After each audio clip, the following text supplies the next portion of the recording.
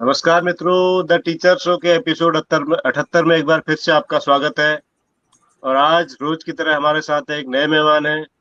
आज हमारे साथ महाराष्ट्र से जुड़े हैं भावे सर, जो बहुत ही अच्छे म्यूजिशियन हैं। और खासकर तबले की अगर बात करें तो नरेंद्र भावे जी का कोई जवाब नहीं है। अनूप जलोटा से लेकर के और बहुत बड़ी बड़ी हस्तियों के साथ आपने संगत की है। और पिछले कई वर्षों से आप तबले की साधना में रत हैं और बहुत उम्दा कलाकार के रूप में पूरे देश में जाने जाते हैं। और रोज की तरह हमारे साथ ऋषिकेश से श्री मुकेश प्रसाद दोगुणे जी जुड़े हुए हैं, और साथ में जुड़े हुए हैं श्री गिरीश चंद्र जोशी जी दिल्ली से। लेकिन उससे पहले एक महत्वपूर्ण जानकारी जो है मैं आपको शेयर करना चाहूंगा कि आज 30 अगस्त को हमारे देश का एक बहुत ही मशहूर गीतकार शायर हुए हैं शैलेंद्र। उनका जन्मदिन है। और शैलेंद्र का जन्म मूल रूप से पाकिस्तान में हुआ था, लेकिन बाद में वो भारत आ गए थे। और उन्होंने बहुत से कालजयी गीत लिखे, एक से बढ़कर एक। अभी भावे सर उनमें से एक गीत सुनाएंगे भी, लेकिन मैं उनकी एक कविता या जैसे गीत के रूप में भी हम गाते थे अपने आंदोलनों के दौर में, मैं शेयर करना चाहूंगा आपसे।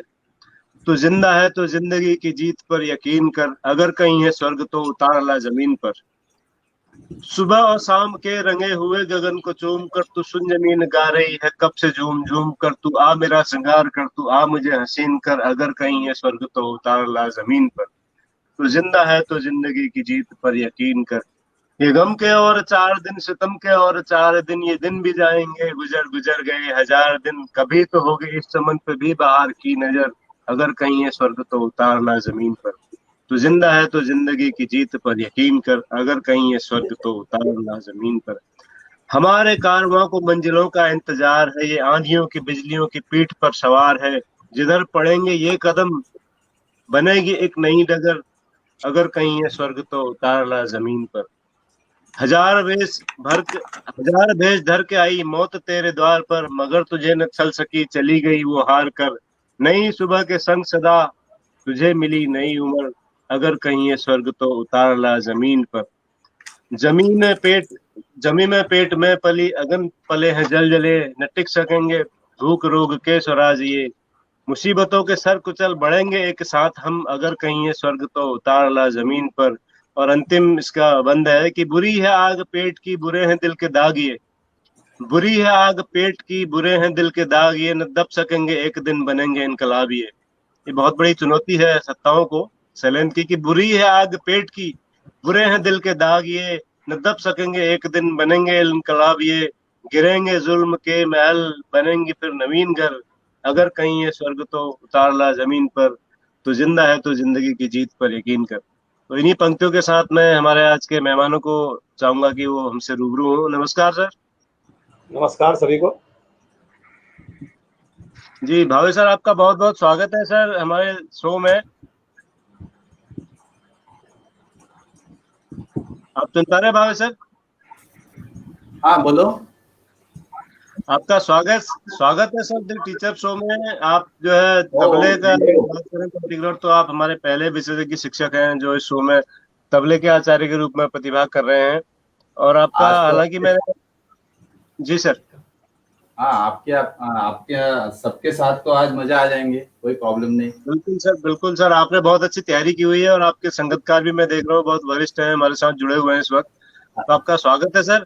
और मैं चाहूंगा सर कि आप शो के शुरुआत में हमारे साथियों को अपना परिचय अगर दे दें थोड़ा विस्तार से। अपने जो तबले की आपकी यात्रा है वो कैसे शुरू हुई, घर में आपके कोई ऐसा वातावरण था संगीत का, या फिर किसी और आपके गुरु से आचार्य से आपको प्रेरणा मिली कि आपको संगीत के क्षेत्र में जाना है, कैसे संगीत की ओर मुड़े सर? हाँ, मैं बचपन में संगीत का थोड़ा हमारे घर पे वातावरण भी था। और जी।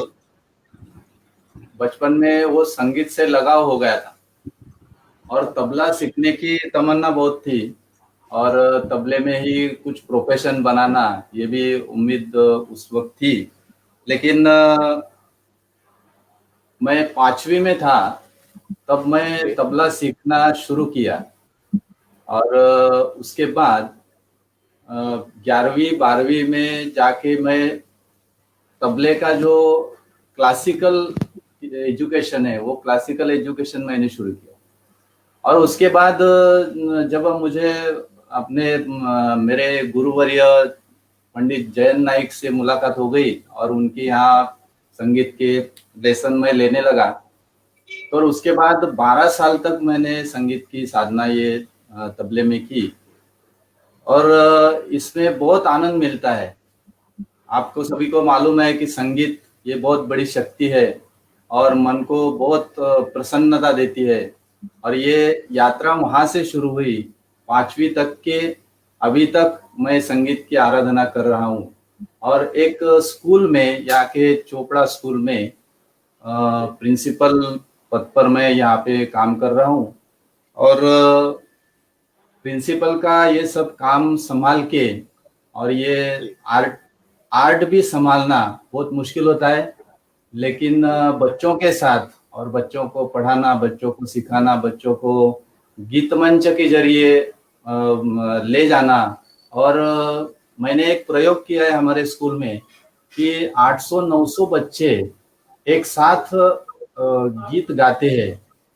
और करीबन 25 साल से मैं अभी ये प्रोग्राम चालू किया है मेरे स्कूल में। और हर साल 2 गीत मैं यहाँ पे सेट करता हूँ और ये 2 गीत हर साल के नए नए रहते हैं और कौन सा भी ऐसा रिपीट गीत नहीं होता। और सब बच्चे बहुत खुश है और सब एक ताल में, एक सुर में वहाँ पे गाते हैं। बहुत सारे कंपटीशन में सहभाग लेते हैं और वो उनको प्राइजेस भी मिलते हैं। तो उस वक्त और हमारे स्कूल में जो अध्यापक है, वो अध्यापकों को भी मैंने इस संगीत के माध्यम से एकत्रित किया है। और ये सभी प्राध्यापक एक ताल में, एक सुर में गाते हैं और वहां से वो वातावरण हमारे स्कूल में 25 साल से यहाँ से शुरू है। और 800-900 बच्चे अगर एक साथ गाते होंगे एक सुर में, तो ये तो अद्भुत समय वो होता होगा। हाँ, बहुत बहुत। और इसका अनुभव मैंने बहुत लिया है। ये संगीत का अनुभव बच्चों से लेना बहुत बड़ी बात है। जब बच्चे 1000 बच्चे एक साथ गाते हैं तो एक बड़ा माहौल पैदा हो जाता है और बहुत अच्छा लगता है वहाँ। वाह सर, वो मैंने वीडियो आपके देखे थे सर, लेकिन अभी तकनीकी बाधा के कारण मैं अभी उसको चला नहीं पा रहा हूँ। कोशिश करूंगा कि शो के बीच में वो वीडियो चलाऊं। हजारों बच्चे एक साथ गाने गा रहे हैं, वो बहुत शानदार है। और आपके जो स्टाफ का भी जो गीत है वो भी बहुत ही अद्भुत है। बहुत ही मतलब क्या कहना चाहिए कि इतना शानदार सुर, आपने सबको साथ दिया एक साथ। हाँ हाँ हाँ, मैंने ये सब गीत यहाँ पे सेट किए हैं। और दूसरा बात ऐसे कि वो मैं खुद वहाँ पे साथ देता हूँ, साथ संगत करता हूँ उनके साथ। और तो बहुत इधर तो ऐसा बहुत बढ़िया लगता है, वहाँ पे वो वातावरण बहुत अच्छा हो जाता है। बढ़िया बढ़िया सर। तो आज आप सबको मिलके बहुत खुशी हो रही। आदरणीय जोशी साहब, बहुगुणा साहब और भट्ट साहब, आपने जो मुझे यहाँ पे चुना और यहाँ पे इस शो में पार्टिसिपेट करने का जो मौका दिया, इसलिए आपका बहुत बहुत धन्यवाद सर, बहुत बहुत धन्यवाद। आपका स्वागत है सर। जोशी सर शायद हमें सुन पा रहे हैं, देवो आज पता नहीं किस वजह से देख नहीं रहे हैं स्क्रीन पर। जोशी सर आप सुन पा रहे हैं? हाँ बिल्कुल सुन रहा हूँ, बिल्कुल सुन रहा हूँ सर। आपका कैमरा आपका मुझे लग रहा है कि वो तो नहीं है, कैमरा आपका म्यूट तो नहीं हो गया? नहीं, कैमरा म्यूट नहीं है। कुछ मैं शुरू में आपको सुन पा रहा था जब आप छत पे थे, आप और भावेश साहब के साथ बात कर रहे थे प्रोग्राम से पहले, वो सब तो सुन पा रहा था, अपनी फोटो भी देख पा रहा था। लेकिन अभी पता नहीं क्या हुआ, कुछ है, कुछ टेक्निकल इसको सॉल्व करने की कोशिश करते हैं सर। शुभकामनाएं। हाँ बिल्कुल। भावेश सर, तबला एक ऐसा यंत्र है कि जो हालांकि बहुत लोकप्रिय है भारत में, लेकिन हमारे शिक्षकों की अगर हम बात करें तो ज्यादातर शिक्षकों ने इसको सुना है, देखा है, लेकिन इसके बारे में बहुत कुछ जानते नहीं कि कैसे बना, कब बना, क्या इसकी खास बात होती है, किस तरह से बजाया जाता है। तो थोड़ा सा आप इंट्रोडक्शन इसका दीजिएगा तबले का। ये जो तबले का जो इतिहास है, वो इसकी जो हिस्ट्री है, वो पहले से मृदंग का होता था। पहले वो मृदंग यानी 2 हाथों से बजाया जाता था और वो मृदंग के सब गायन शैली अलग सी थी। और बाद में ये मृदंग से तबले का निर्माण वहाँ पे हो गया। और आपको पता है कि अमीर खुसरो और आमिर खुसरो के उस वक्त से वो सब संगीत का ये चल रहा, तो उस वक्त मृदंग बजाया जाता था। और आपको मालूम है कि शंकर ने डमरू बजाया था, और वो डमरू की धुन यानी वो ताल वाद्य है, तबला एक और मृदंग ये ताल वाद्य है। ये ताल वाद्य अभी ये हॉरिजॉन्टल यानी मृदंग ऐसा बजाते हैं तो तबला वर्टिकल यानी उसके 2 पार्ट कर दिए गए और उसका तबला बन गया। और ये तबला बनने से क्या हो गया, तो सुर में एक अच्छा तरह से सुर मिलाना हो गया और हर एक तरह के सुर उसमें आ गए, और कौन सी भी गायन शैली को बहुत इजी से वो साथ संगत कर सकता है। तबला ये जो है ये साथ संगत का इंस्ट्रूमेंट है, वो साथ संगत के लिए वो तबला बहुत जरूरी है। बाकी के जो ताल वाद्य है वो आप बजाते हैं, आप सब बजाते हैं, लेकिन तबला बहुत महत्वपूर्ण माना गया है।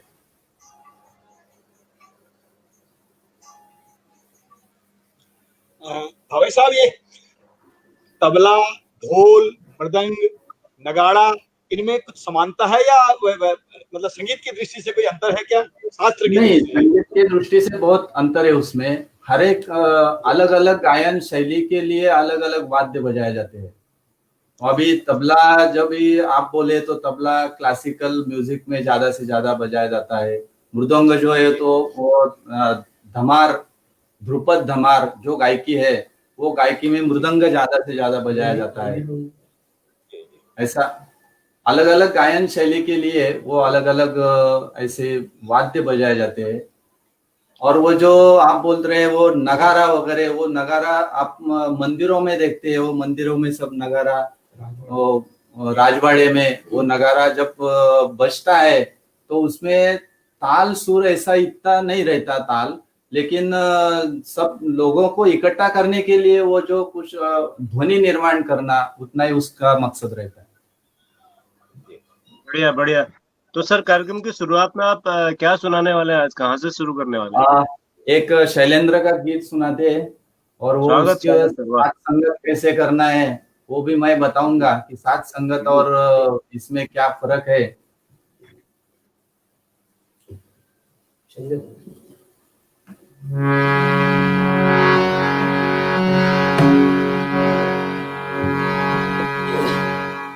सुहाना सफर मौसम हसी, सुहाना सफर मौसम हसी,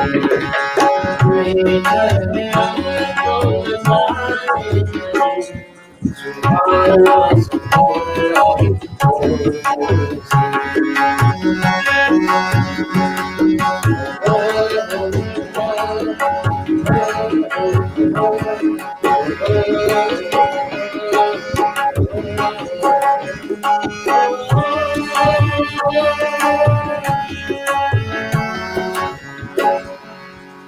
ये कौन हंसता है, ये कौन हंसता है,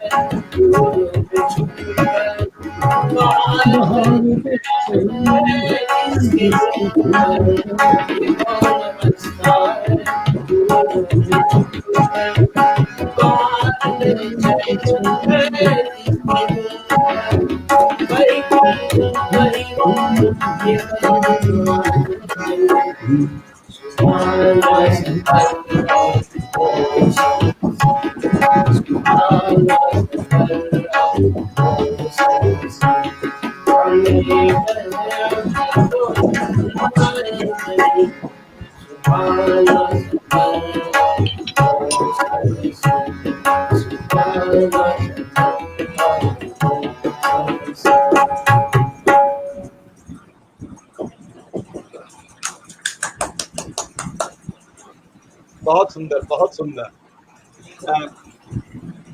एक शिवांगी पाठक जी हैं, हमारी एक दर्शक हैं, वो सवाल पूछ रही हैं आपसे कि तबले का आविष्कार सुधार खान ने किया था या खुसरो साहब ने? क्या उनका सवाल है कि तबले का आविष्कार सुधार खान ने किया था या खुसरो साहब ने, अमीर खुसरो ने?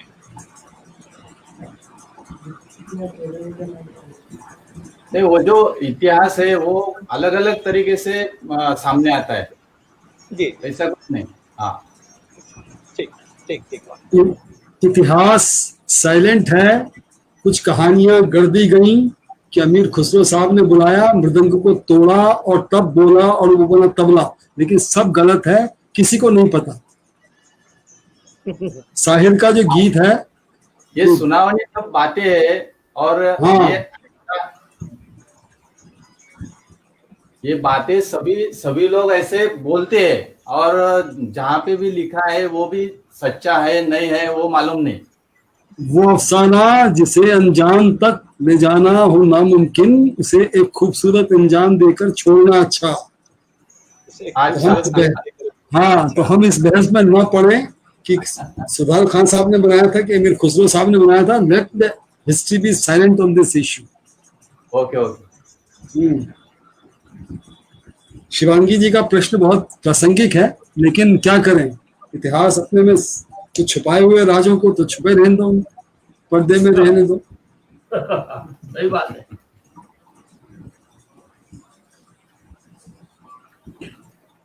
भावे साहब, आप आगे बढ़े। हालांकि मुझे पता है कि भट्ट साहब थोड़े से नाराज होंगे या बहुगुणा जी भी नाराज होंगे, लेकिन एक मेरा प्रश्न बहुगुणा जी से है। मेरे से हैं? हाँ, सुनिए, एक कहानी है नरेंद्र भावे जी से जुड़ी हुई, उत्तर आप दीजिएगा। एक ऋषि है, जंगल में बैठे हुए साधना कर रहे हैं, और उनका एक दिन मन उचटता है। मन जब उचटता है साधना से, वो पीछे मुड़ते हैं, बैग खोलते हैं, उसमें से तबला निकालते हैं और तबला बजाते हैं। और जैसे ही वो तबला बजाते हैं तो सामने की झाड़ियों से एक मेमना आता है, और मेमना 3 ताल धादिन दिंदा पे डांस करना शुरू कर देता है। वो ऋषि जो थे उनको समझ में नहीं आया कि ये क्या हुआ, तो उन्होंने तबला रोका, तबला पीछे रखा, तब तक मेमना गायब। दूसरे दिन फिर जब उन्होंने तबला निकाला और एक ताल बजाया तो एक ताल में डांस करने लगा। फिर उन्होंने धमाल बजाया अगले दिन, तो धमाल में डांस करने लगा। अब ऋषि महोदय जो थे बड़े विचलित हुए। उन्होंने कहा, अरे यार, एक दिन तबला रोक के उन्होंने कहा, इधर आओ, इधर आओ, कौन हो तुम? तुमको संगीत का इतना अच्छा ज्ञान कैसे है, मुझे बताओ। मैं इतने दिन से परेशान हूं आपको देखकर, लेकिन आप बताइए कि क्या।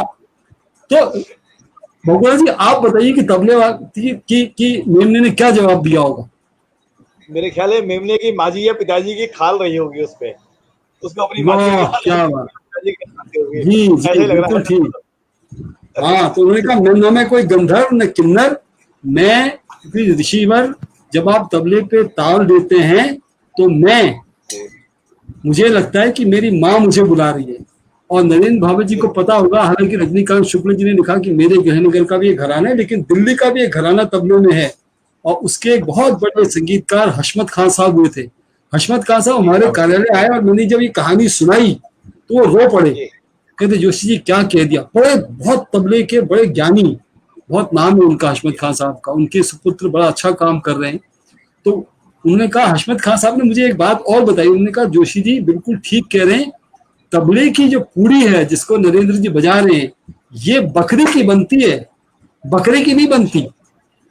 इसलिए जब माँ की खाल है, उस पर जब चोट पड़ती है तो वो बुलाती है, बकरी की है, बकरे की नहीं है। ये इतनी इमोशनल कहानी है कि मैं इसको रोज दोहराता हूँ अपने सोते वक्त, कि देखिए क्या, कितनी विचित्र बात। चलिए भट्ट जी, सॉरी यार, मैंने टाइम लिया आपका।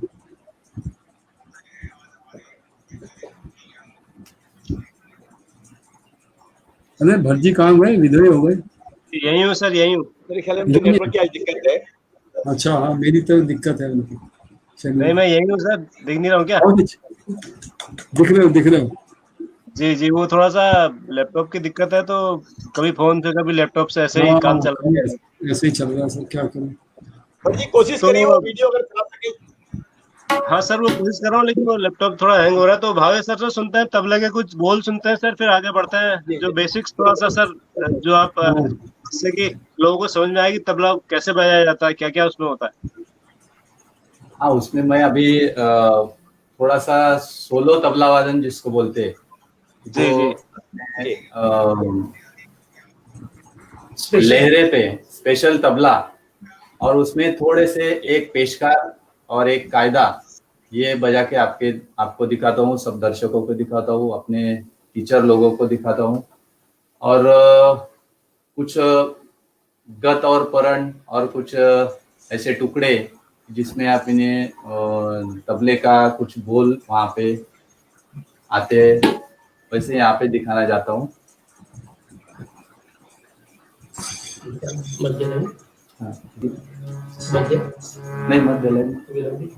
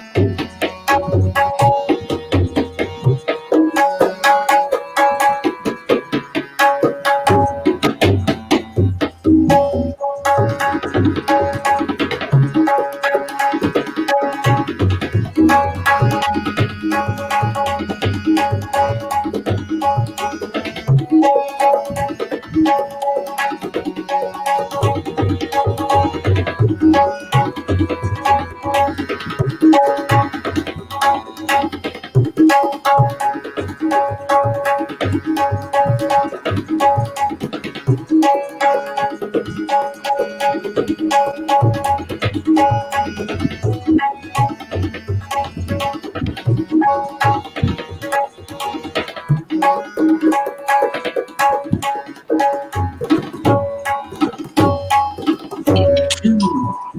बात, क्या बात, वाह, क्या सम से सम बनाया सर, बहुत एक सुंदर। मैंने पेशकार और एक कायदा थोड़ा सा अपने शिक्षक भाइयों को, ये क्या रहता है, पेशकार क्या रहता है, वो विलंबित लय में बजाया जाता है, और कायदा और वो जो है वो विलंबित लय में शुरुआत होके उसको दुगुन और चौगुन में बजाया जाता है।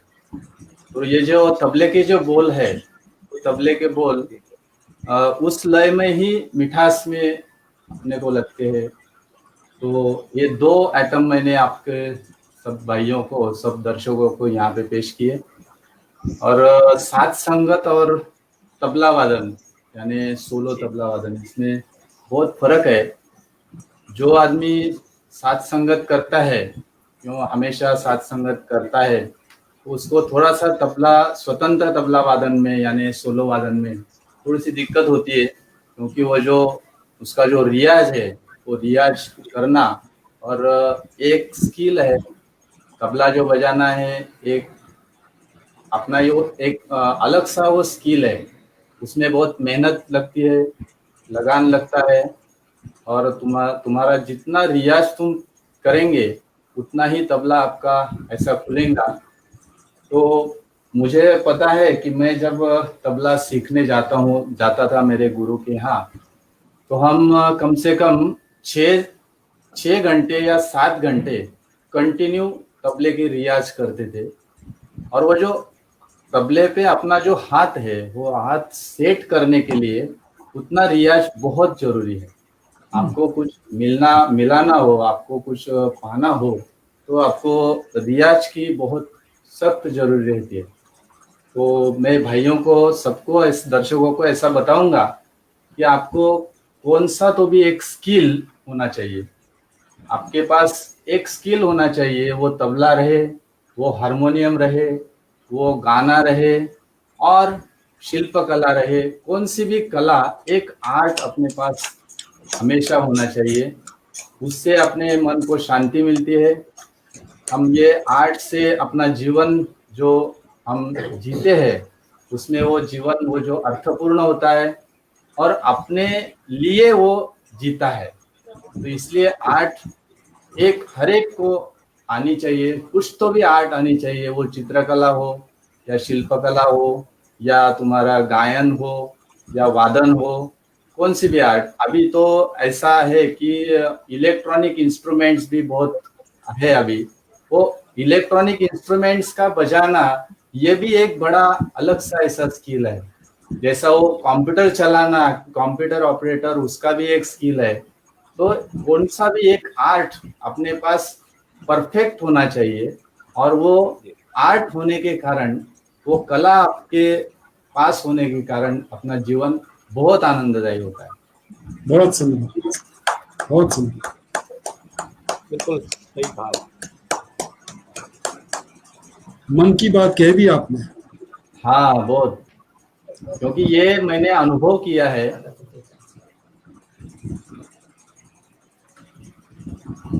आपका बड़ा इंटरेस्टिंग बायोडाटा है, आपने फिजिक्स में एमएससी किया।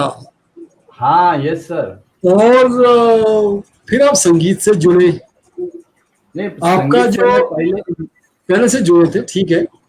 पहले आपके तबले में जब चांटी पे आपका हाथ पड़ता है तो सुरेश तलवरकर जी की याद आती है, क्योंकि मैंने छात्र देखे थे, वो जब कंपटीशन में स्कॉलरशिप के लिए आते थे, जैसे ही उनका तबले पे हाथ पड़ता था, लग जाता था कि हाँ भैया सुरेश तलवरकर जी के स्टूडेंट हैं। तो बहुत आपको बहुत सही, जयंत नाइक जी भी उनके बहुत प्रिय शिष्यों में से रहे और उनसे आपने सीखा। तो कभी आपने कोई ऐसा एक्सपेरिमेंट किया कि साउंड को लेके, जो आपका फिजिक्स का एक विषय है, और तबले की जो धुन निकलती है, जैसे आपने कहा विलंबित है, विलंबित आप किसको मानते हैं? डग्गे को जब आप धा करते हैं तो विलंबित, जब तक वो सुर शुरू होता है और जब तक वो खत्म होता है तब तक वो विलंबित रहेगा, या कोई और आपकी विलंबित की परिभाषा है? क्योंकि ओशो ने यह कहा निमिष है, समय जो है वो निमिष है। आपने अभी सोचा, मैंने आपसे 2 मिनट बात की, ये पिछला पल हो गया, अब हम वर्तमान में जी रहे, तो उन्होंने कहा वर्तमान में जियो। तो तबले में विलंबित जो है, उसको आप विलंबित किसको कहेंगे? आप विलंबित, आप विलंबित यानी इनोमिनेटेड, आप जो बोलेंगे कैसे कि आप जिसको विलंबित कहेंगे वो विलंबित हो जाएंगे। कैसा है कि अभी धा करके उसमें 2 अक्षरों में कितना अंतर चाहिए, धा धिन धिन धा, ये हुआ।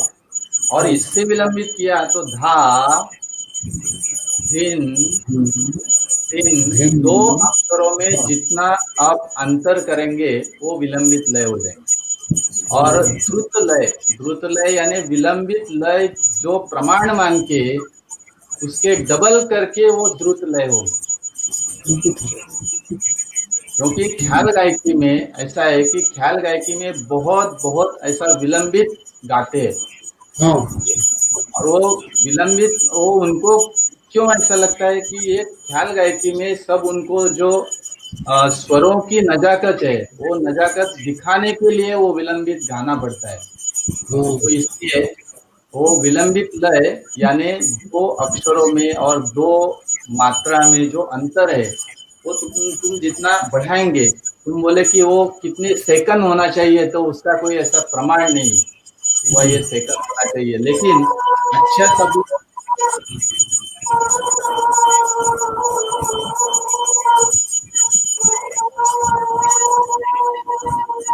जी बोलिए अच्छा तबला बजाने वाला जो है वो उसको 2 मात्रे में जो अंतर है वो बराबर दिमाग से वो तय कर लेता है, करता है। एक बार वो लय में गया तो फिर बाद में कोई भी तकलीफ नहीं होती। तो इसको उदाहरण सहित बताएंगे जरा, तो दर्शकों को और आसानी होगी समझने में। हाँ, एक ताल को ही आप द्रुत में, और पहले द्रुत में फिर विलंबित में, और एक द्रुत विलंबित भी होता है, शायद इनके बीच का है कहीं वो। हाँ, अति विलंबित जी जी, एक विलंबित, द्रुत और अति द्रुत, ऐसे वो लय की बीच में मध्यम भी है ना। हाँ, मध्यम लय जी। तो अगर आप उदाहरण सहित बताएंगे तो ज्यादा लोगों को आनंद आएगा, समझ पाएंगे आप।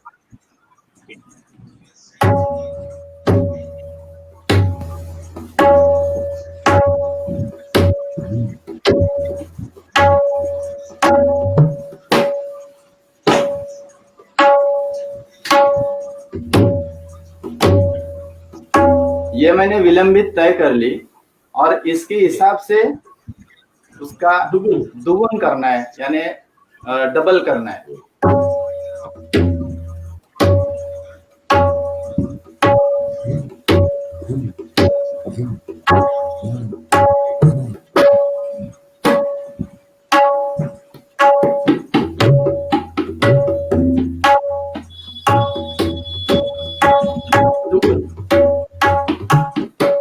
ये दुगुन है।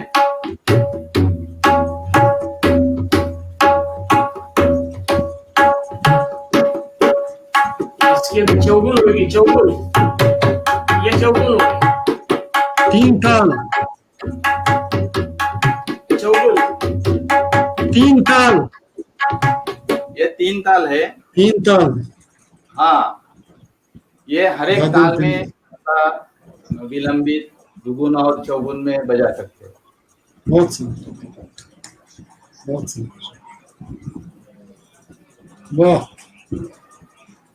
हम लोग जो फिल्मों में देखते थे, जो फिल्मों में जो खास तौर से देखा है हमने यहाँ उत्तराखंड में, हमने मतलब बहुत ज्यादा हमने जो शास्त्रीय संगीत के शो हमारे यहाँ होते नहीं, देख भी नहीं पाए, लेकिन पुरानी फिल्मों में जो, तो हमने देखा है कि उसमें हारमोनियम, तबला और सारंगी, इन तीनों का बड़ा तालमेल रहता है आपस में। बहुत जहाँ भी शास्त्रीय संगीत हुआ, और साथ में घुंघरू, अगर नृत्य है तो घुंघरू भी साथ में आता था। बराबर। पुराने जो गायकी वाले लोग थे, म्यूजिक डायरेक्टर जो थे पहले पुराने गीत के, जी वो जी ज्यादा क्लासिकल को ज्यादा अहमियत देते थे वो। आपके तबले से याद आ गया कि गाइड फिल्म में एक गीत है पिया तो से नैना लागे ने, उसमें तबले का बड़ा सुंदर प्रयोग किया। और एक एक मिनट सुनो।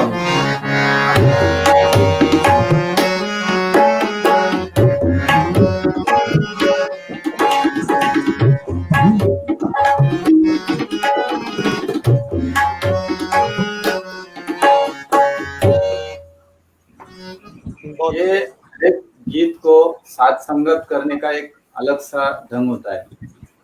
जोशी जी कुछ पूछना चाहते हैं आपसे? नहीं, मैं ये कह रहा हूँ कि आप गाइड फिल्म की बात कर रहे हैं, उससे पहले यदि आप देखें तो शंकर जयकिशन में शंकर जो थे वो तबले के मास्टर थे, राइट। नौशाद साहब ने बहुत सुंदर बहुत अच्छा तबला बजाया था अपने शुरू के दिनों में, और उन्होंने एक फिल्म में गाना दिया था, उसमें भी तबला हुआ, मृदंग बाजे त्रिकिट धूम त्रिकिट धूम त्रिकिट धूम, मृदंग बाजे त्रिकिट धूम त्रिकिट धूम, तथा तथा था तांग तांग तांग था तथा मधुवन हाँ, ये तबला तबला ही है सर। बजाए बिल्कुल बिल्कुल। जी जी जी।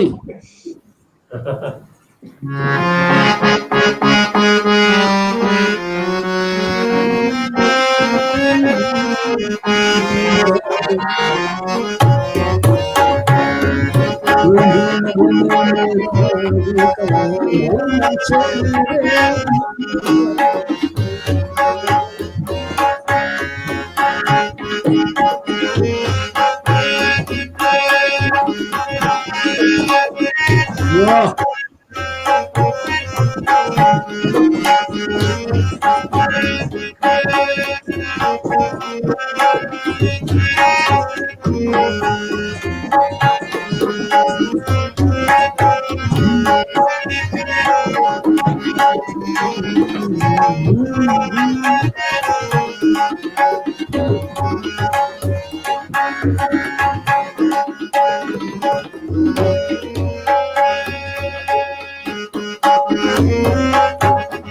धूम तिरकिट धूम दाता मृदंग बाजे।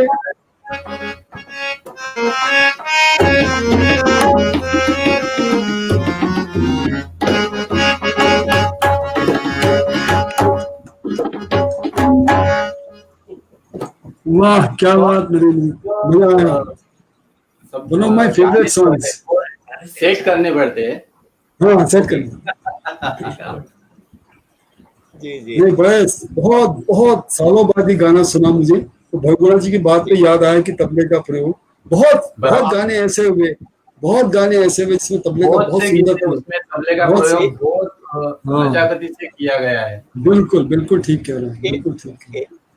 एक और गीत है सर पाकीजा का जिसमें बहुत बढ़िया तबले के साथ एक घुंघरू का प्रयोग है, ठाडे रहियो ओ बाके यार रहे, उसमें तबले का और घुंघरू का प्रयोग है बहुत सुंदर। और एक गाना और है जिसमें वो शायद मन्नाडे ने गाया है, लागा चुनरी पे दाग छुड़ाऊं कैसे, उसमें वो मन्नाडे ने तबला बजा दिया, गिरगिट तुम करके बजाए क्या? जी हाँ लागा चुनरी में दाग, इसमें तबले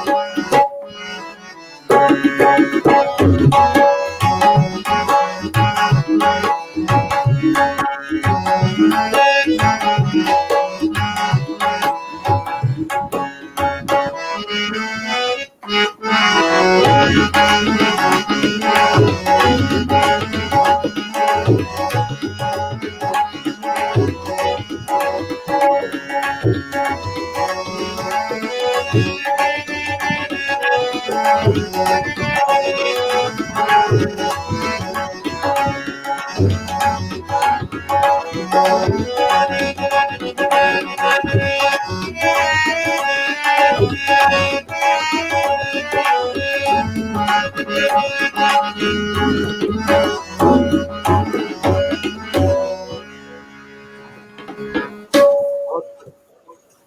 जी, गीत मंच के बारे में बताइए। गीत मंच में कैसे आप स्टूडेंट्स को सिखाते हैं, क्या क्या सिखाते हैं उसमें?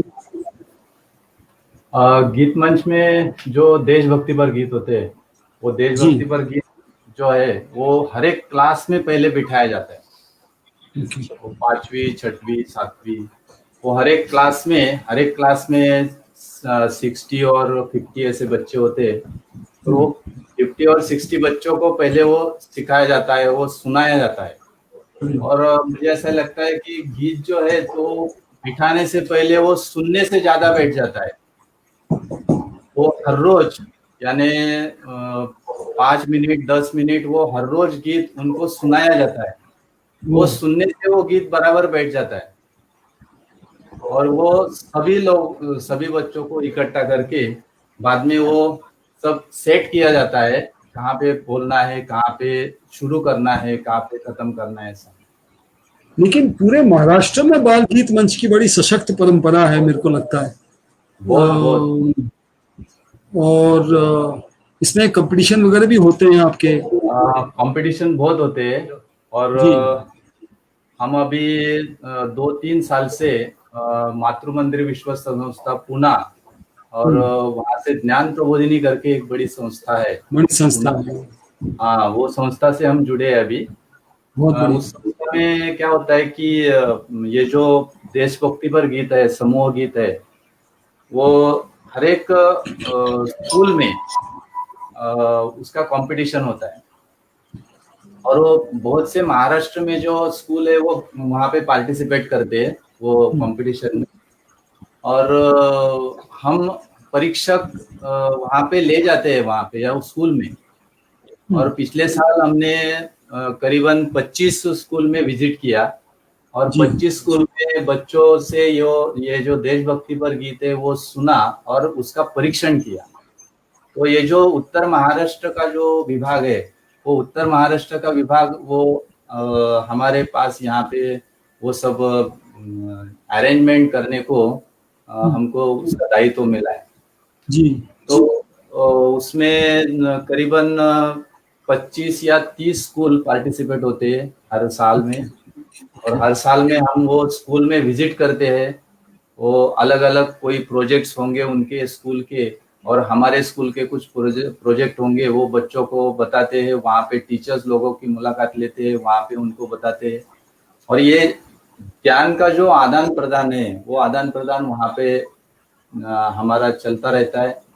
और फरवरी से लेके जनवरी और फरवरी ये 2 महीने में हम वहाँ पे हर एक स्कूल में वो विजिट करते हैं। ये जो आप गीत उसमें सिखाते हैं, ये जो गीत उसमें चलते हैं, ये सब मराठी भाषा में होते हैं या बंगाली में, उड़िया में, मलयालम में, तमिल में, हिंदी में? 2 ही भाषा में होते हैं, एक तो मराठी और एक तो हिंदी में। वो मलयालम बंगाली में क्यों नहीं? वो बहुभाषिक गीत जो है ना, वो इधर ज्यादा महाराष्ट्र में कुछ स्कूल में हमने सुने नहीं, वो बैठाया नहीं है। एक साल हमने CCRT का एक प्रोजेक्ट लिया था जी जी। तो वहाँ पे बहुभाषिक गीत का एक कैसेट है मेरे पास। और वो कैसेट के जरिए हमने 2-3 साल एक गीत बैठाया था। वो गुजराती भी बैठाया था और बंगाली भी बैठाया था। 1 साल हो गया उसको। तो वो गीत हमारे स्कूल में हम बैठाते, हमारे स्कूल में वो सेट करते हम।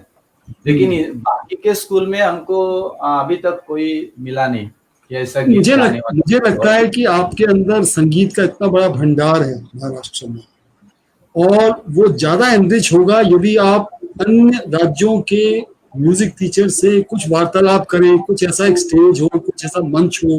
वो SCRT पुणे जो है सदाशिव पेठ के पास, वो एक बहुत बड़ी भूमिका अदा कर सकता है कि एक जो उनके पास बहुत डाटा है, आपका महाराष्ट्र संगीत शिक्षकों का एक मंच है, आप दूसरे राज्यों से जो देशभक्ति के गीत हैं वो लेंगे तो उनको बच्चों को गाने में बड़ा मजा आएगा। अपनी भाषा तो ठीक है, बराबर, अपनी भाषा में तो ठीक है, राइट, वो अभी लेकिन वो प्रयास हाँ, वो प्रयास हो करना जाए। पड़ेगा। जी जी जी, हाँ, प्रयास अच्छा, करना पड़ेगा। बहुत और अच्छी बात, बहुत अच्छी। इतर वो जो भाषिक यानी बंगला, हाँ, गुजराती और उड़ीसा ऐसे जो गीत है वो सब बिठाने का प्रयास करूंगा मैं। और बिल्कुल, वो बहुत। सब गीत है वो इकट्ठा करूंगा पहले, वो बिठाने की नहीं, तैयारी वो क्या करना एससीईआरटी है। में एससीईआरटी में हमने सीडी दी हुई है, उसमें 22 भाषाओं के गीत हैं। वो अच्छा, पद्मजा लामरूड जी जो संगीत की वहाँ पे संगीत का डिपार्टमेंट देखते हैं, उनसे मिलिए, वो गीत ले लीजिए, या अपना ईमेल मेरे को भेजिएगा, मैं आपको गीत भेज दूंगा। बराबर। और बच्चे जो हैं वो दूसरी भाषाओं के गीत जब गाते हैं ना, उनको और ही आनंद आता है, विश्वास और मानिए याद मेरा। था, बराबर। मैंने सेट किए थे ना, तो बहुत जी बच्चे जी, बहुत खुश थे, हाँ, बहुत खुश बहुत थे। आनंद आता पहले पहले बात ऐसी है कि वो जो अदर लैंग्वेज में जो ये गीत है उसका मीनिंग बच्चों को बताना चाहिए, है। पहली बताना बात। चाहिए, बिल्कुल बिल्कुल हाँ, ठीक, बिल्कुल ठीक। तो हाँ, मीनिंग बताने के बाद ही वो गीत अच्छा लगता है और अच्छा बच्चों लगा। को सब वो बराबर बोलते भी है। जैसे अभी आपने पेशकार बजाया, तो हाँ, बहुगुणा जी ने आपसे कहा कि इसको जरा समझा दीजिए कि पेशकार क्या है, तो आपने कहा पेशकार, अच्छा, मैंने विलंबित में बजाया, फिर मध्यम में बजाया, फिर हाँ, उसको ध्रुवन विलंबित किया, पेशकार ध्रुवन किया। विलंबित में तो बजाया। यदि यदि गीत का अर्थ होगा, मालूम होगा, तो इस गाने में डबल आनंद आएगा। बराबर बराबर। ये प्रयास हमने किया था महाराष्ट्र में, सीआरटी में, उसी के और काफी टीचर जुड़े थे। तो उत्तराखंड में भी एक प्रयास हुआ था हमारा, गुजरात में भी हुआ था। बराबर। तो ऐसा ही है। 2019 में आपको आदर्श अध्यापक पुरस्कार मिला, वो हाँ, अचीवमेंट्स क्या थे आपके? संगीत से वो संबंधित थे, शिक्षण से संबंधित थे, विषय शिक्षण वो से संबंधित थे? शिक्षा से संबंधित थे। किससे? संगीत से नहीं, शिक्षा से संबंधित थे। बहुत अच्छे। वो अभी मैं जो अभी प्रिंसिपल पद पर हूँ यहाँ पे जी स्कूल में, जी, और ऐसे जो प्रोजेक्ट स्कूल में चलते हैं और उसको सब वार्ता इधर पूरे खानदेश में हमारे पेपर की वजह से जाती है। और वो दादोजी कोंडदेव पुरस्कार करके रहता था भुसावल में। अच्छा, तो वो पुरस्कार ऐसा मिलता था कि जो टीचर को वो पुरस्कार मिलता था उसका बायोडाटा मंगाते नहीं थे। अच्छा, बायोडाटा टीचर के पास से नहीं लेना और बच्चों से मिलना और वो स्कूल में वाह, जाके अदर प्राध्यापकों से मिलना और उनकी वो रिपोर्ट लेना कि कौन से टीचर अच्छे हैं और पूरे गांव में और पूरे तालुका में और पूरे जिले में कि कौन सा टीचर का नाम आता है, वो तय करके वो पुरस्कार दिया जाता था। ये उसके लिए एक बहुत बड़ी इनोवेटिव प्रैक्टिस है। रजनीकांत शुक्ल जी हमारे और राजेंद्र प्रसाद उपाध्याय जी बड़े रेगुलर दर्शक है, वो बताएंगे दिल्ली में भी कुछ ऐसा प्रयास हुआ था, तो उसका हाँ, कई क्वार्टर्स में विरोध भी हुआ। टीचर्स ने कहा बच्चे हमको इवेल्युएट कैसे कर सकते हैं। लेकिन यदि सही माने आप देखें, शिक्षा का हाँ, सही अर्थ वही है कि जो बच्चे आपको यदि पसंद करते हैं, वही बराबर है। वही बराबर। अभी उस वक्त ऐसा हुआ था कि वो पुरस्कार जब मुझे मिला तो जी, सुबह पेपर में नाम आने के बाद ही मुझे पता चला कि मुझे मुझे पुरस्कार मिला है। हाँ, ये देखिए कितनी अच्छी परंपरा है। बहुत सुंदर, बहुत सुंदर, अच्छी बात। ये बहुगुणा जी जोशी कुछ सर, कह रहे हैं आप? आप, हाँ, आपसे बस, एक वो था, मतलब सवाल भी नहीं है, एक प्रकार से वो है। मैंने एक चीज देखी है अपने उसमें जी कि जितने कलाकारों से मैं मिला हूं अभी तक जिंदगी में, जो जो देखा है मैंने जीवन में, मैंने पाया है कि अधिकतर कलाकार, अधिकांश लगभग एक आध को कोई, सभी बहुत विनम्र होते हैं। तो ये कला विनम्र बनाती है या विनम्र आदमी ही कलाकार हो सकता है? विनम्र आदमी ही क्या कलाकार हो लगता है सकता है आपको? सर। कला बराबर बराबर। कला ये गुरु शिष्य की परंपरा है। मतलब मैं इसलिए अभी कलाकार नहीं बन पाया आज। वो नहीं, परंपरा तो लेना ही पड़ेगी, तभी तो आदमी गुरु को पाएगा, तभी तो कला आत्मसात कर सकता जी, शिक्षा जो है वो गुरुमुख से ही आती है। है।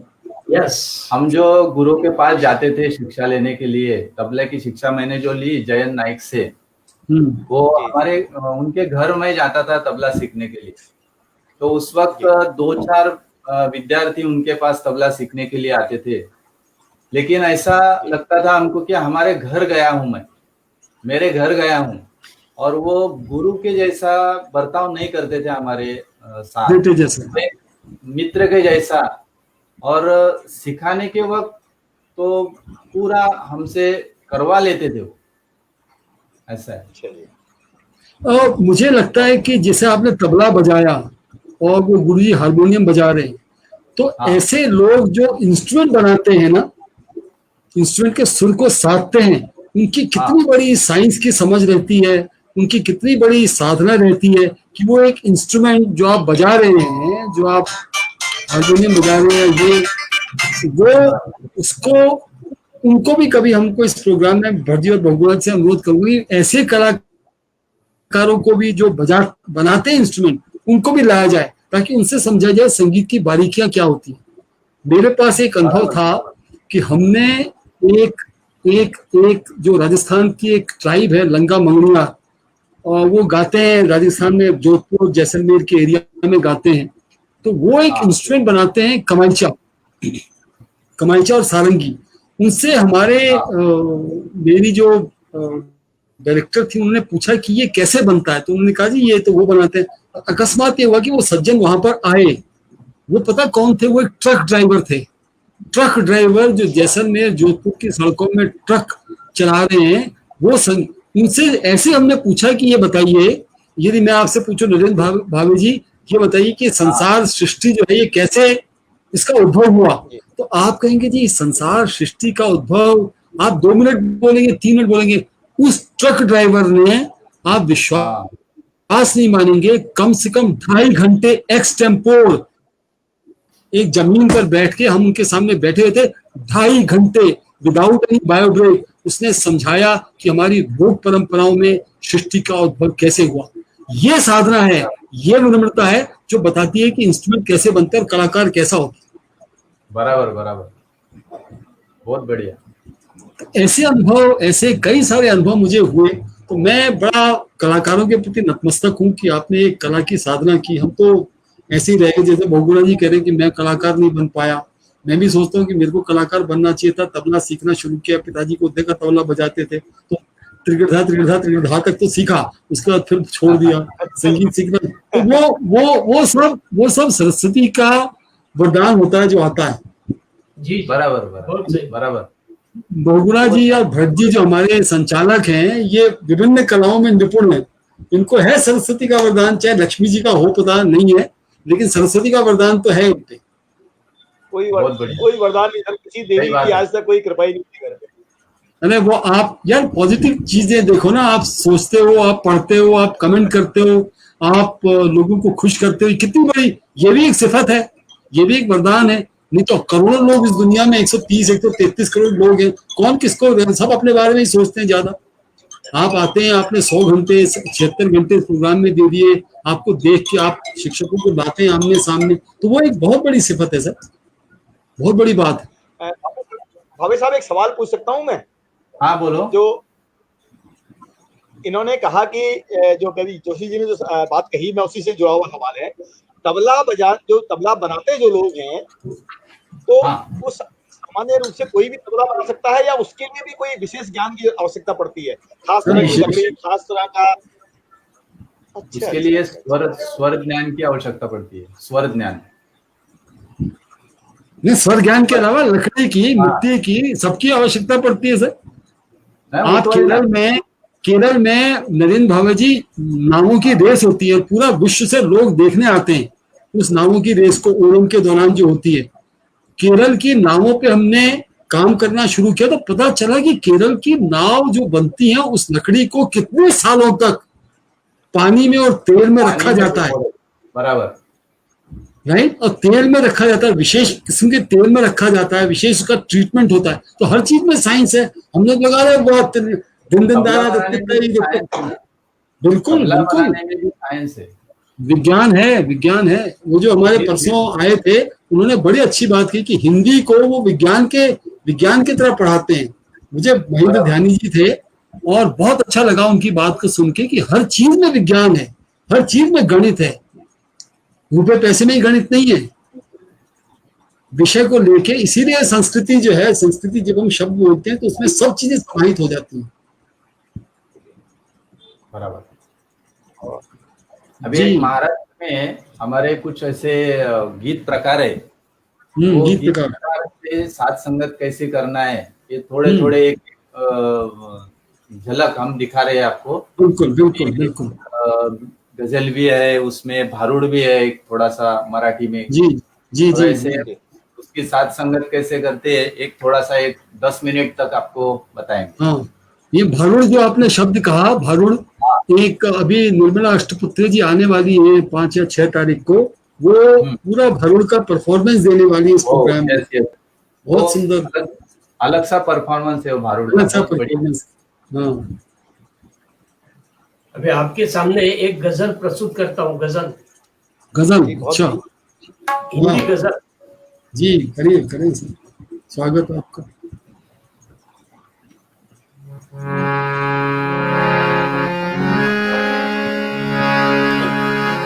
घटाओं ने तुम्हारी जुल्फ का अदा नहीं देखा,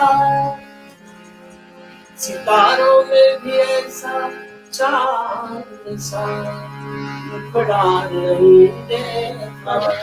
क्या बात है, क्या बात है। नजर वालों ने इस दुनिया में लेकिन क्या क्या नहीं देखा। हजारों मैं जभी देखे मगर तुम सा नहीं देखा। तुम इतनी हंसी हो, तुम इतनी जवान हो, तुम इतनी हंसी हो, तुम इतनी जवान, तुम्हें प्यार करने जी चाहता है। अगर उसको मेरी यकीन हो, अगर उसको मेरी यकीन हो, तुम्हें प्यार करने जी चाहता है।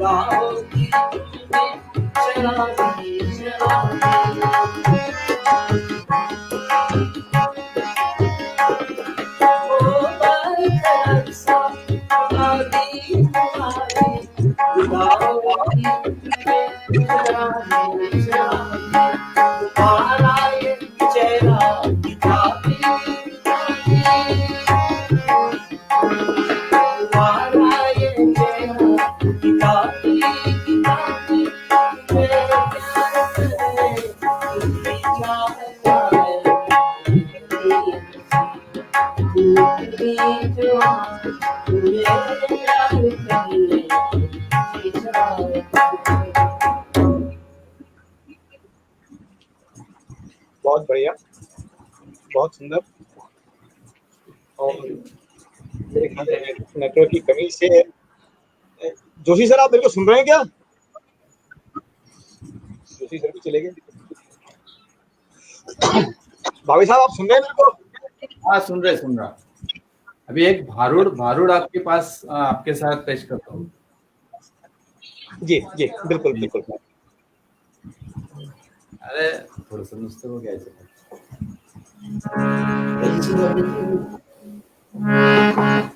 काय करू चावला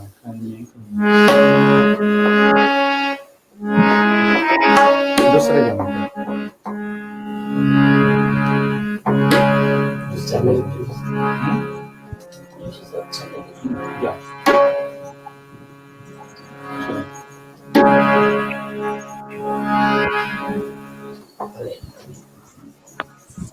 क्या गया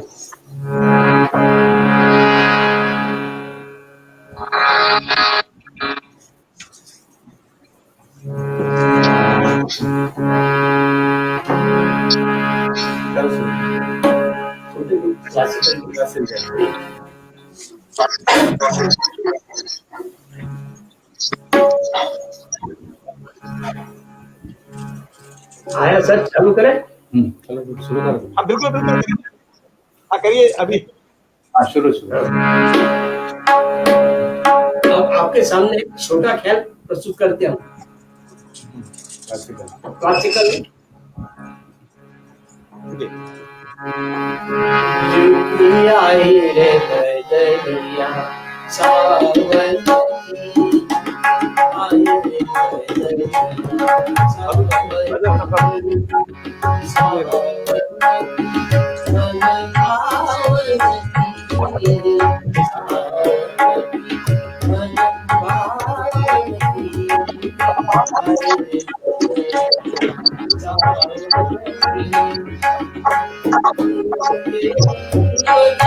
बदलिया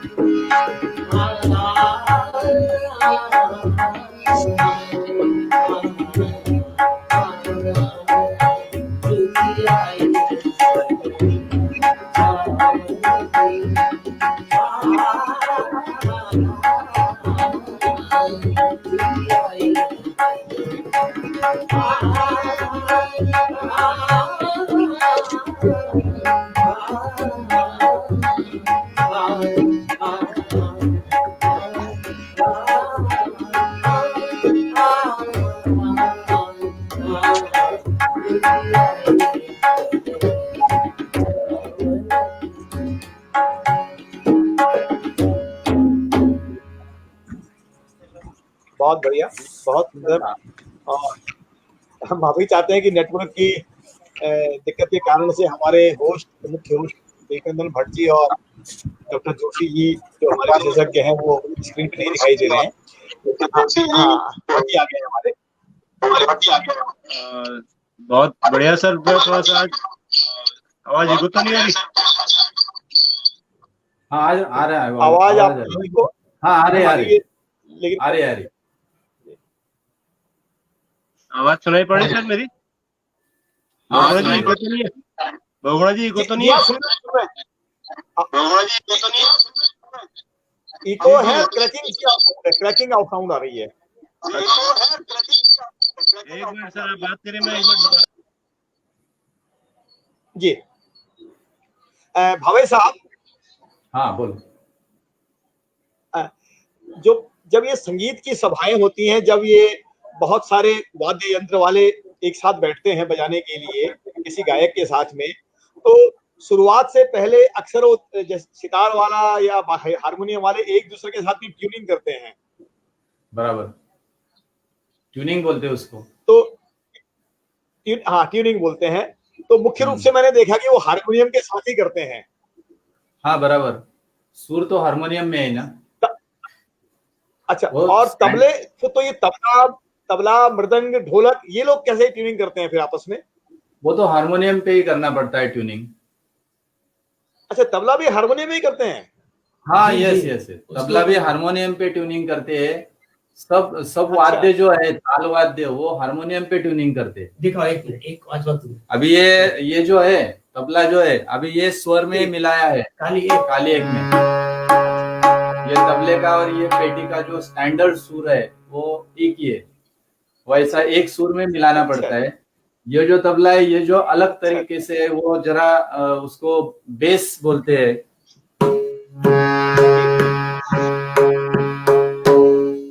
ये भजन में बजाया जाता है। ये भजन में बजाया जाता है और ये इसको बोलते हैं मृदंग बाज का तबला है ये।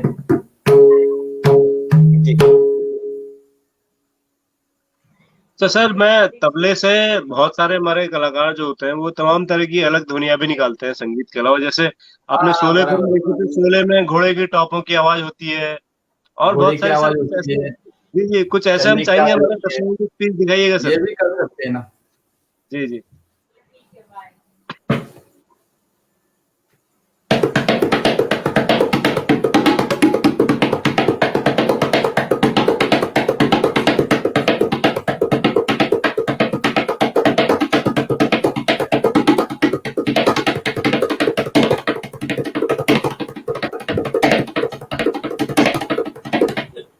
ये अलग सी आवाज है वो, उसमें जो अक्षर बजाए जाते हैं वो तक तीर की तक, ऐसे अक्षर है, तक तीर की तक, और उससे जो ध्वनि मिलता है वो फास्ट द्रुत लय में बजा के वो अपने को वैसा आभास होता है, ऐसा है।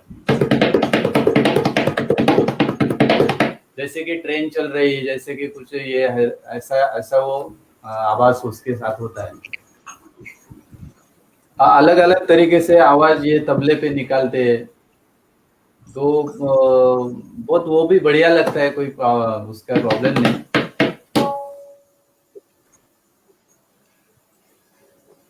बढ़िया सर, बहुत बढ़िया। सर कलाकार जो है, वैसे तो आप के क्या कहें, हम आप उस्ताद हैं तबले के, लेकिन हर कलाकार की अपनी एक खास स्टाइल होती है, अपनी एक खास विधा होती है जो उसको बाकी बराबर, कलाकारों से अलग बनाती है। हर हेलो। एक कलाकार की यानी अभी ये मेरे साथ बोलूं तो मैं साथ संगत करने के लिए ऐसा ज्यादा सोचता हूँ कि जी साथ जी। संगत करना, क्लासिकल की साथ संगत करना, इंस्ट्रूमेंटल की साथ संगत करना, और उस हिसाब से अपने दिमाग में उस तरह का ये चलता रहता है कि क्या करना है, कहाँ कुछ क्या बजाना है, कौन सा तोड़ा, कौन सा टुकड़ा कहाँ बजाना है, उठान कहाँ से लेनी है, ये सब है, वो करना सर पड़ता है। और तबला तबले वादक में। को जी एक जी जी तबला सर, वादक बोलिए को बोलिए। एक यानी होना चाहिए कि वो ताल में पक्का हो, लय में पक्का हो, बराबर लय उसकी एकदम बराबर होनी चाहिए, ताल उसका बराबर, वो जो स्ट्रोक्स है वो धा धिन धिन धा वो क्लियर बजने चाहिए तबले पे। ये जो है वो स्किल से ही मिलता है, आपको वो आपके रियाज से मिलता है। आप ये स्किल अपने को ऐसा क्लास में जाके नहीं मिलता कि वो आप 1 घंटे का क्लास लगा लीजिए। मेरे पास बहुत बच्चे आते हैं कि वो बोलते हैं, और पेरेंट्स भी आते हैं, वो बोलते हैं कि हमको तबला सिखाना है, तो कितनी देर लगेंगी, कितने महीने लगेंगे, कितने साल लगेंगे, ऐसे पूछते हो। तो तबला सीखना या कौन सा भी इंस्ट्रूमेंट सीखना या क्लासिकल सीखना, उसके लिए कोई टाइम लिमिट नहीं होता। ये तो ये तपस्या है। वो, हाँ वो 4 साल का कोर्स है या 6 साल का कोर्स है, ऐसा कुछ कोर्स उसमें नहीं होता है। ये तबला बजाने में ये तो पूरी लाइफ लॉन्ग सीखने का ये स्किल है। हम उसको एक तो तानसेन का अभी उदाहरण दे देते हैं। हाँ तो तानसेन का जी, उदाहरण है कि तानसेन को पूछा था कि आपको कितना आता है। उसने पूछा था तानसेन को, आपको कितना आता है। वो बोले कि मैं कैसे बताऊं कितना आता है, इतना आता है, इतना आता है। बोला कितना आता है ये बताओ, बोले हमको। तो वो समुद्र पर लेके गया, उसने उंगली डाली समुद्र के अंदर और एक थेम गिरा। वो बोले कि मुझे जितना थेम गिरा इतना ही आता है, अभी इतना समुद्र पड़ा है, इतना मेरे को सीखना है। तो कब आएगा इसका अंदाज रहता नहीं है, कितना आएगा वो भी अंदाज रहता है, वो सामने वाले के ऊपर रहता है कितना ग्रहण करे। वैसा वादक को या गायक को ऐसा सोच नहीं सकते कि अपन इसमें ये पूरा हो जाएगा, ये कोर्स पूरा हो जाएगा और मैं ट्रेन हो जाऊंगा, ऐसा कुछ नहीं। उसमें साल भर अपने जीवन भर सीखना पड़ता है, उस जीवन भर सीखने की ही कला है। आनंद और ज्ञान मात्रात्मक नहीं होता है, गुणात्मक होता है, अनुभवात्मक होता है। अनुभव कर सकते हैं आप उसको मात्रा में नहीं बता सकते। मात्रा में नहीं। जी सही कहा आपने, बहुत। और आवाज सुन रही है आपने? अनूप जलोटा और कई बड़े बड़े जो गायक हैं उनके साथ में भी संगत की है, किसके साथ सबसे ज्यादा आनंद आया आपको? बहुत आनंद आया। अनूप जलोटा के साथ मैंने जब बजाया तबला, तो उस वक्त मैं जी, पढ़ता था सिरपुर में, हमारे धुलिया डिस्ट्रिक्ट में। वहाँ पे एक बालाजी का मंदिर था, और वो बालाजी का मंदिर का निर्माण होने के कारण अनूप जलोटा जी साहब का प्रोग्राम रखा गया था वहाँ पे। और उस वक्त ऐसा हुआ कि उनके साथ जो तबला प्लेयर आने वाले थे, वो बॉम्बे में ही वहाँ पे वो आ नहीं सके कुछ कारण की वजह से। जी, तो जी, मेरा नाम वहाँ पे स्टेज पे अनाउंस हुआ सिरपुर जी, में। बहुत बड़ा स्टेज था, और वहाँ पे वो लोगों को मालूम था कि मैं थालनेर में यानी सिरपुर के पास ही 12 किलोमीटर में रहता हूँ। और हम जी, प्रोग्राम देखने गए थे, तो वहाँ पे अनूप जलोटा के साथ तबला बजा के आएगा, ऐसा वहाँ पे हुआ। तो प्रोग्राम देखने गए हम, मेरा नाम अनाउंस हुआ वहाँ पे स्टेज पे, और मुझे जाना पड़ा। तो बोले आपको तबले के साथ, इनके साथ, अनूप जलोटा जी के साथ बैठना है। तो मुझे बहुत ऐसा महसूस हुआ कि हम कैसे क्या बैठ सकते, कैसे क्या बजा सकते। तो जी, सुन के, और हमारे घर में वो पूरा संगीत का माहौल है, इसलिए हमारा गणपति का मंदिर भी है थालनेर में, और हमेशा वहाँ पे कीर्तन भजन ये हमेशा चलते रहता है। और मैं 5th में था, 6th में था, तब से मैं तबला बजा रहा हूँ, और वहाँ मंदिर में भी तबला बजाता था।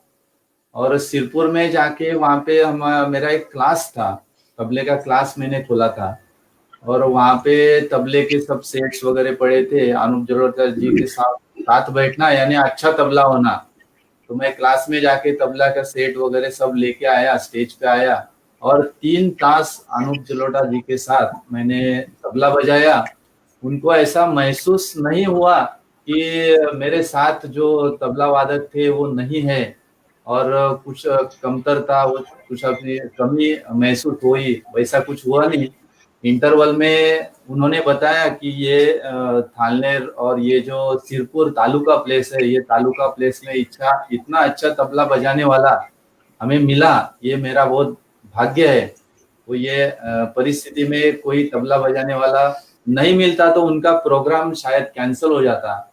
तो ये उसकी वजह से बहुत बहुत आनंद आया उस दिन तबला बजाने में। 3 घंटे हमने अनूप जलोटा जी के साथ यहाँ पे वहाँ पे गुजारे। 3 घंटे। ये भी एक बड़े कलाकार की छाप होती है, या कहना चाहिए उनकी नेचर होती है, कि वो जब आप जैसे नवोदित तबला प्लेयर से मिले तो आपका प्रोत्साहन किया। किसी भी दृष्टि से उनको ये नहीं लगा कि मेरे लटके झटके वाला तबले वाला जो है वो बॉम्बे में रह गया, लेकिन आज नरेंद्र भाभी जी उनके साथ, और वो आपकी जिंदगी का एक अविस्मरणीय क्षण था, मेरा क्षण बन गया। बिल्कुल, ये उनकी सहजता है अनूप जलोटा जी की, ये उनका बड़प्पन है। बिल्कुल। अभी उस वक्त मैंने जो तबला बजाया उनके साथ, तो ऐसा उनको ऐसा महसूस ही नहीं हुआ कि तबला वादक मेरे साथ जो आए हैं वो नहीं है। वो जैसा उन्होंने जैसे गाते थे, जैसा बजाता था वो तबला वादक, वैसा ही मैंने डिक्टो वैसा ही बजाया। तो उसमें कोई प्रॉब्लम नहीं है। लेकिन व्यक्तिगत रूप से आपको संगत करना पसंद है या सोलो बजाना पसंद है? क्योंकि संगत करने में आपने कहा कि आपका जिस तबले का जो कलाकार है वो थोड़ा सा दबके रहता है, और दबके रहना चाहिए, बिकॉज वो संगत कर रहा है, ज्यादा उसको अपनी तगड़ा दिखाना चाहिए। लेकिन आपकी रुचि, व्यक्तिगत रुचि किसमें है, संगत में या सोलो में? नहीं, संगत में। मैं संगत में ज्यादा रुचि रखता हूँ। बहुत सुंदर, बहुत बढ़िया सर, बहुत अच्छी यात्रा आपके साथ अभी तक की रही। पिछले लगभग 1.25 घंटे की, हमारा 1 घंटा कार्यक्रम होता है। अब हम अपने कार्यक्रम के अंतिम चरण में हैं सर, तो हम चाहेंगे कुछ और आप सुनाना चाहें हमें, हमारे शिक्षक साथियों को जो देश भर से शो को देख रहे हैं, भले ही आप गजल सुनाए, गीत सुनाए या मराठी में कुछ सुनाए, जो आप चाहें सर। आपकी अपनी पसंद। हिंदी में सुनाऊं, एक मराठी भजन, मराठी गीत सुनाऊं? देखो हिंदी तो हम सुनते हैं, लेकिन इसका संक्षेप में बता दीजिए, मराठी सुनाइए। मराठी के अंदर भी एक गजल का प्रकार होता है जी। अच्छा। वाह। वो सुनाता हूँ आपको। जी। हिंदी में तो गजल होती है, पर मराठी के अंदर भी गजल है, वो आपको सुनाता हूँ। क्या कहते हैं इसको? गजल, गजल गजल ही कहते हैं, पर मराठी के अंदर है। गजल ही कहते हैं, मराठी गजल, लेकिन मराठी वर्ड्स है उसमें, मराठी वर्ड्स है। मराठी वर्ड्स। गजल तो गजल।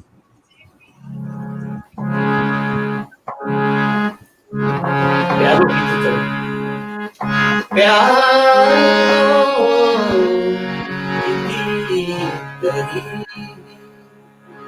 प्यारे मोरी प्यारो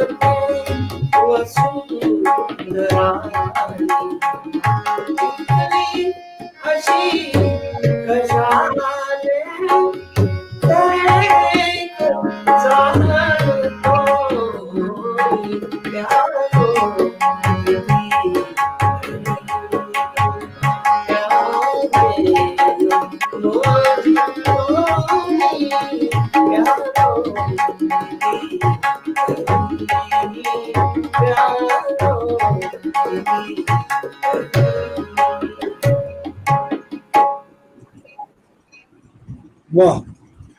और नरेंद्र जी, एक प्रश्न मेरे मन में बार बार आ रहा है, वो ये है कि जैसे हम कहते हैं कि संगीत में राग हैं, वो आप कहिए 42 हैं, 72 हैं, जो भी मुख्य राग हैं, रागनियां हैं, तबले में ताल है, तो संगीत में, वोकल संगीत में हम कहते हैं कि अमजद खां साहब ने, पंडित रविशंकर जी ने नए राग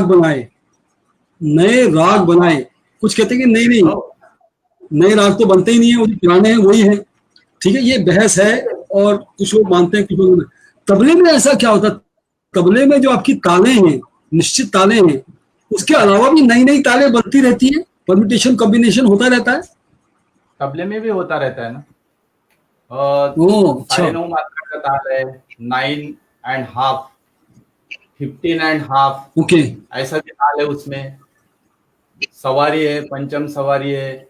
लेकिन ऐसा है कि तबले में नया ताल किसने खोजा है, वैसा अभी तक आज तो नहीं है, लेकिन ताल जो बने हैं पहले से ही वही ताल बजाए जाते हैं। और कुछ ताल ऐसे है कि वो प्रचलित ताल है, प्रचलित यानी ज्यादा से ज्यादा वो ताल बजाए जाते हैं और गायकी के साथ वो बजाए जाते हैं। तो ऐसे कुछ ऐसे नए राग जो आपका कहना है कि पंडित शामता प्रसाद, पंडित किशन महाराज जी, अल्लाह रखा साहब, उस्ताद जाकिर हुसैन, कोई नई ताल इन्होंने इजाद नहीं की, कोई नई ताल नहीं बनी इनके टाइम से, पिछले 30 सालों में, नई ताल नहीं बनी, नहीं। वो तबला एक यानी क्या बोलते हो, मैथमेटिक्स है। उसमें क्या तुम्हारी वो जो मात्रा है, वो फिक्स है। तुम्हारे 7, 15, 14, 16 उसमें वो ताल बने हैं, और उसका दुगुन कर दिया जाए तो दूसरा ताल बन ही नहीं सकता। 9.5 मात्रा का ताल है, यानी 9.5, 15.5 ऐसा ताल बन सकता है, लेकिन वो ऐसा ताल बनाया नहीं किसने। वो जो ताल पहले से ही है वही वैसे फिक्स है, उसमें ही अलग तरीके से वो वेरिएशन वगैरह किए जाते हैं। और लयकारी उसमें ही की जाती है। नए ताल तो कुछ नहीं है। ताल वही रहता है, टुकड़े अलग अलग से बनते हैं, पेशकार अलग बनते हैं। जैसे राग के अंदर स्वर टुकड़े अलग बदल अलग जाए, राग बदल जी। जाता है, वैसा हाँ। वैसा इंदर तबले के ताल के अंदर कभी उतने मात्रा में कभी दूसरे बोल बदलते, स्ट्रोक्स वही रहते, स्ट्रोक वही रहेगा, मात्रा वही रहते, लेकिन उसमें वेरिएशंस लाते, तो वो बन जाता है, फिर ठेका बनता है अलग पद्धति से। नया बन जाता है ना, नया हो जाता है फिर। हाँ, बराबर। अभी दादरा ताल जब देखा तुमने तो 6 मात्रा का है, ये दादरा ताल है। अभी वो दादरा है 6 मात्रा का ताल है, लेकिन अलग ढंग से बजाया गया तो ये भी दादरा ही है। ये भी दादरा ही है। हाँ, धा धी ना, धा ती ना, धा तित तित ता धिन धिन, ये भी दादरा ही है। यानी वो ताल एक ही रहता है, लेकिन अलग ढंग से बजाना, अपने को ऐसा लगता है कि ये कोई तो भी नया ताल है, वैसा नहीं रहता। ध्रुपद में कोई नया आविष्कार हो रहा है, जैसे ध्रुपद का जो संगीत था वो पखावज के साथ था, लेकिन हाँ। आजकल तबले के साथ होने लग गया। तो पखावज के बोल आप तबले में भी बजा पाते हैं? पखावज के बोल तबले पे ही बजा पाते हैं ना। वो अभी चौताल बोलते हैं, वो चौताल बजाते हैं, चौताल ये तबले पे भी बजा सकते हैं।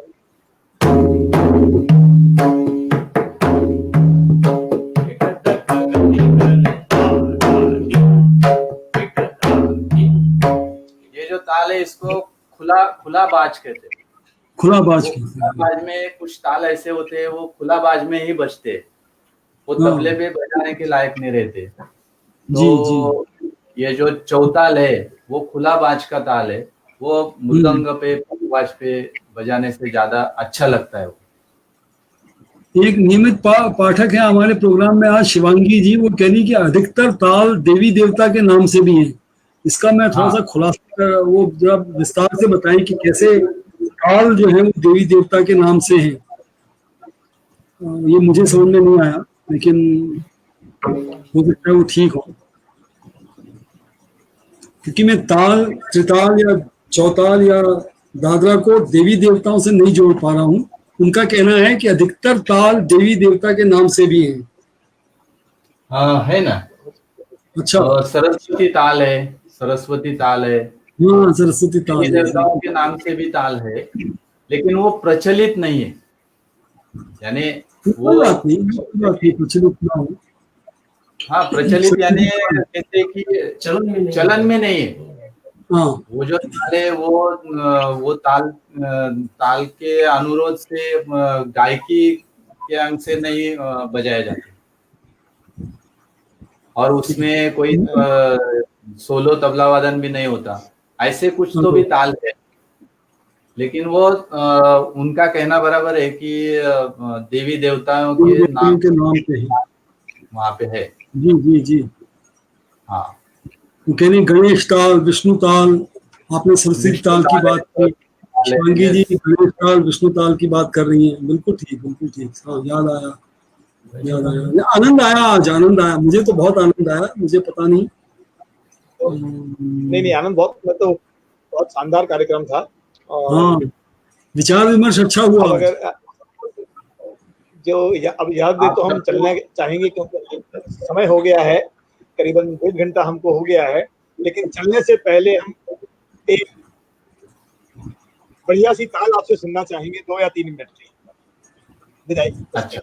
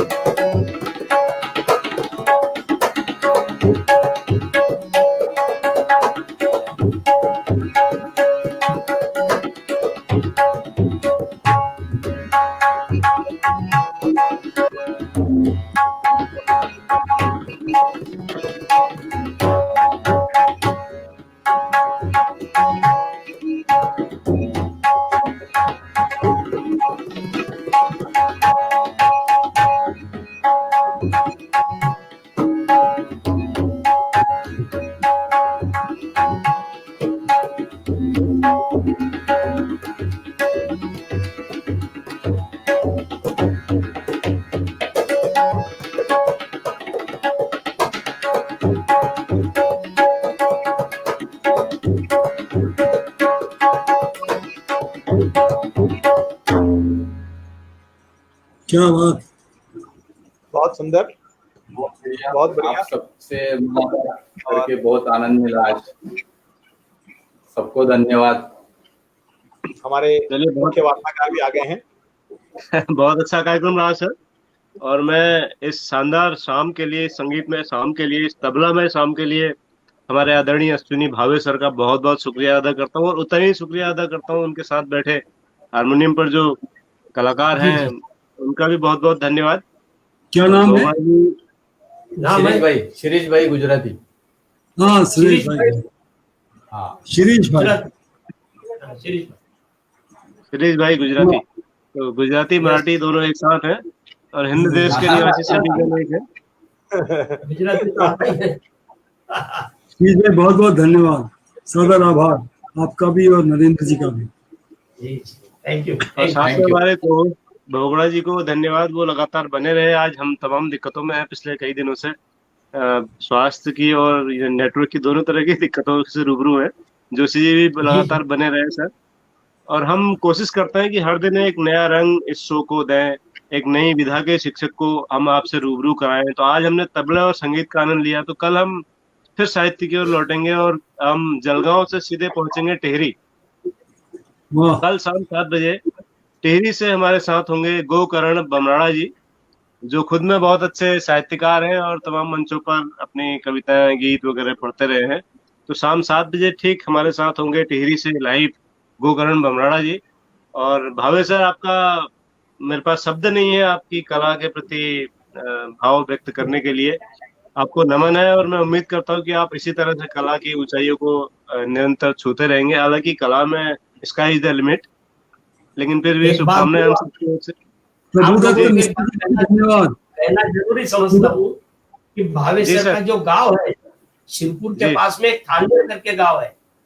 जी। नाम सुना है कभी? थालनेर नाम है वो। किसका? अच्छा। थालनेर शिवपुर के पास में, शिरपुर के पास में गांव है हमारा, थालनेर। खेड़ा गांव है, छोटा सा। अच्छा अच्छा। वो लता मंगेशकर का आजोड़ बोलते उसको। लता मंगेशकर की माँ का गांव है। माँ का गांव है वो। माई मंगेशकर का वाह गांव। वाह, हाँ, क्या बात। ये तो वही के वाह। वो। उसका असर है सर आपकी कला में। रुद्रनाथ जी आके गए हमारे घर में आए थे, घर पे आए थे रुद्रनाथ जी वाह। उस वक्त। हाँ, प्रभुदत्त बहुत मिश्र जी का भी धन्यवाद।